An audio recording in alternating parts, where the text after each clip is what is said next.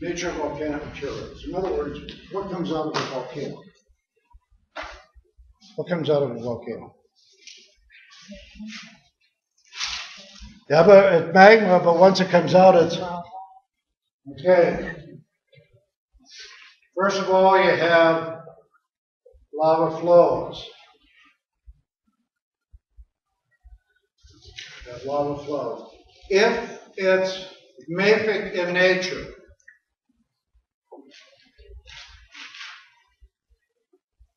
lava flows are generally pahoehoe. In other words, they flow across the landscape like a very thick fluid. And they literally run like a slow-moving stream. If you're ever in Hawaii, take an opportunity of going to the lava fields and literally watch this stuff just cascading across the surface. It moves at a nice speed, not a breakneck speed, you can outrun it, but it moves like a slow-moving stream, and it flows wherever it has a path of least resistance. That stuff is cool magma, 700 degrees, 800 degrees. It's not going to melt much in its way. It flows across highways, the highways remain, flows into buildings, the buildings burn, but other than that, it's not a big issue. The other type of lava flows, has a higher concentration of silicon dioxide. It resists flow. It just does not flow. It's like a big clinker or a brick. It just, for those of you in the 125 course, it's a scoria. It just does not flow very well. And it piles up in ridges. So both of these are lava flows. The higher your SiO2 count, the more likelihood it's going to be up. Okay, that's lava. What else do you get from a volcano?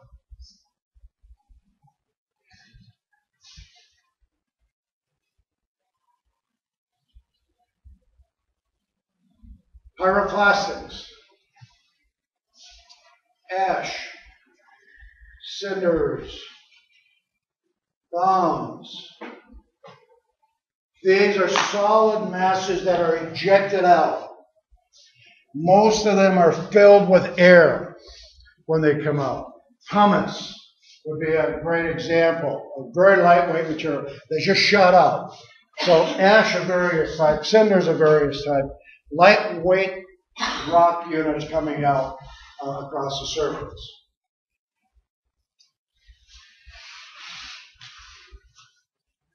Then again, our gas.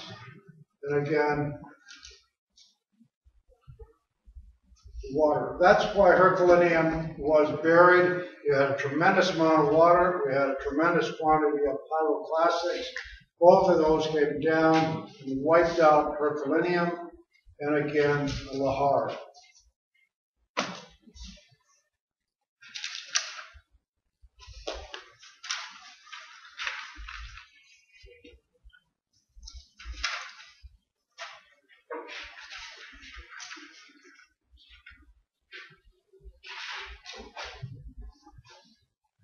Features associated with volcanic activity. Number one feature has got to be a what? Cone, volcanic cones. And there are a wide variety of cones, but we'll just identify the main ones.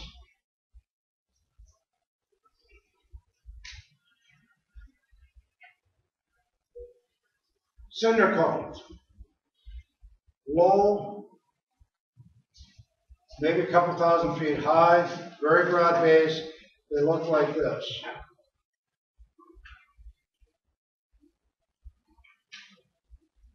Literally not all that spectacular. Go to Arizona, Sunset Crater is an example of a cinder cone. Again, not very high, a couple thousand feet maximum, and again, very broad base. Made up of ash. pyroclastic, ash and cinders and so on.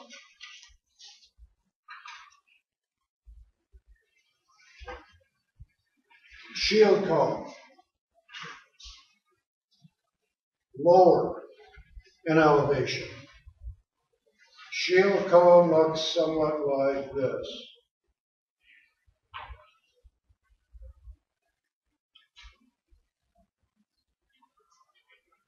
Very, very slow, low slopes.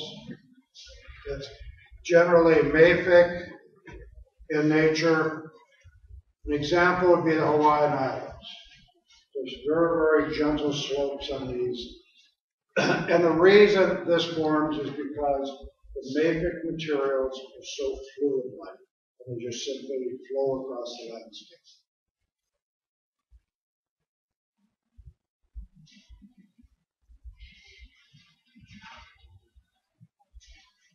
Lava domes are cones that literally plug up other volcanoes.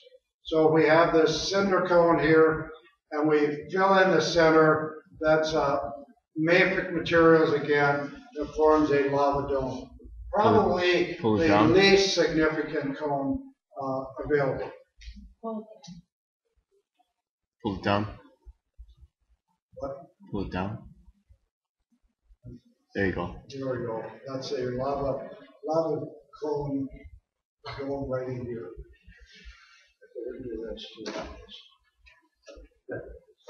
And fourth,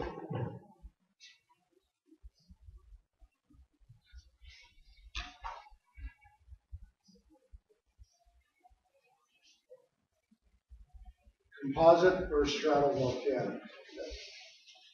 Whenever you see the word stratum, stratus, it means layers. And so in this particular type of volcanic feature, what happens is basically this. We start off, let's say, with a cone that looks like this. So what kind of cone is that? Cinder. Okay, here's our pipe coming up. And the cinders are covered then with lava. Over a period of time, lava begins to form.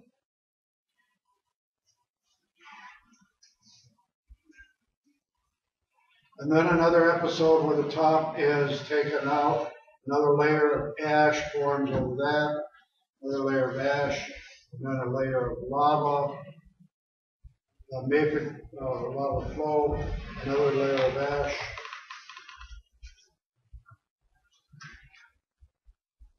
And you have layer upon layer of ash and solid lava, ash and solid lava.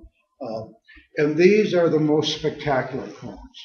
When you drive across the landscape of the West and you look out and you see something with a beautiful symmetrical shape, you know that it's multiple volcanic episodes.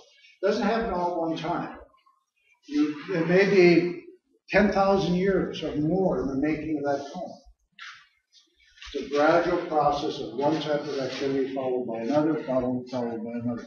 Mount Fujiyama, where is it? Japan. It's when you look at Japan's landscape features, Mount Fujiyama always appears, and it's a beautiful symmetrical cone, and it's a stratocomposite cone. Mount Rainier, Mount Hood, all of these cones in the U.S. are stratovolcanic. It's a beautiful symmetrical shape, and again, they form over a period of time.